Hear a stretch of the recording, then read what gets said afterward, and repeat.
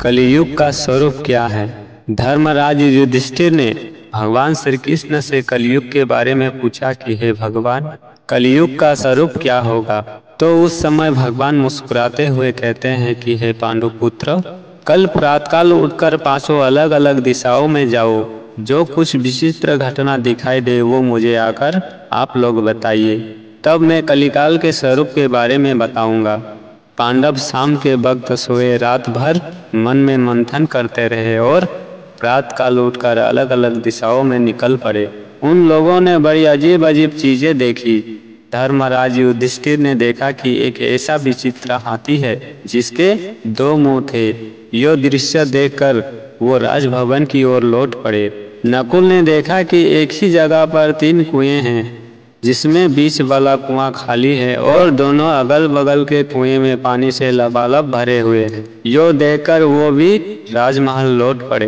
भीम ने देखा कि एक गाय ने बछिया को जन्म दिया और खुद बछिया का दूध पीने लगी। यो देख भीम भी राजमहल लौट पड़े। अर्जुन ने देखा कि एक विशाल पक्षी है, उसके पूरे शरीर पर वेद मंत्र लिखे हुए हैं, परंतु उसके मुंह में मांस का टुकड़ा है। यो देख अर्जुन भी महल की ओर लौट पड़े।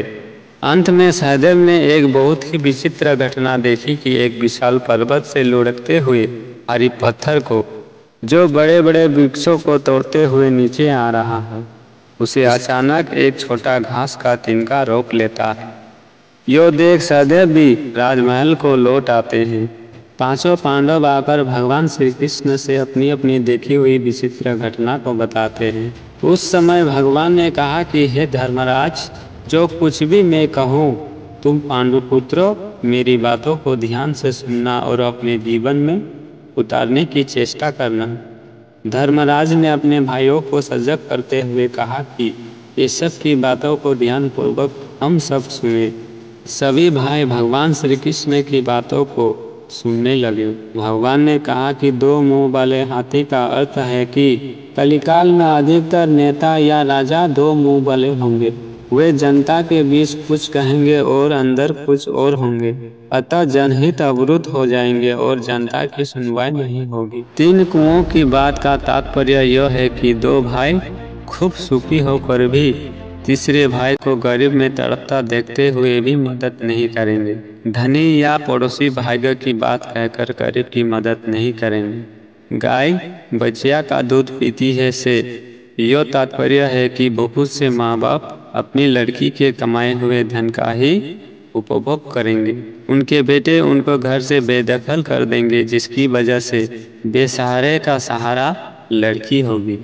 वेद मंत्रों से अंकित पक्षी के मुंह में मांस के टुकड़े का संकेत यो बताता है कि कलियुग के विद्वान वो बुद्धिजीवी लोग बातें तो बड़ी बड़ी करेंगे वेद शास्त्रों की, पर हुए होंगे दुराचारी वो मांसाहारी। विशाल पत्थर जो पेड़ों को तोड़ता नीचे आ रहा है और एक घास के तिनके से रुक जाता है। इससे यह तात्पर्य है कि कलियुग में जीवों के ऊपर अनेक संकट आएंगे जो कि उन्हें पूर्णतया असहाय कर देंगे, लेकिन उस घास के तिनके समान जो परमपिता परमात्मा के पावन नाम व भजन सुमिरन निरंतर करता रहेगा, उसका बाल भी बांका नहीं होगा। तभी संतों ने कहा है कि जाको राखे सैया मार सके ना कोई, बाल ना बांका कर सके जो जग बैरी होई। अर्थात जिसके रक्षक परमपिता परमात्मा स्वयं होंगे, उसका सदैव मंगल ही मंगल होगा। दोस्तों, इस तरह की वीडियो प्राप्त करना चाहते हैं तो हमारे चैनल को सब्सक्राइब कीजिए और वीडियो को लाइक कीजिए। धन्यवाद।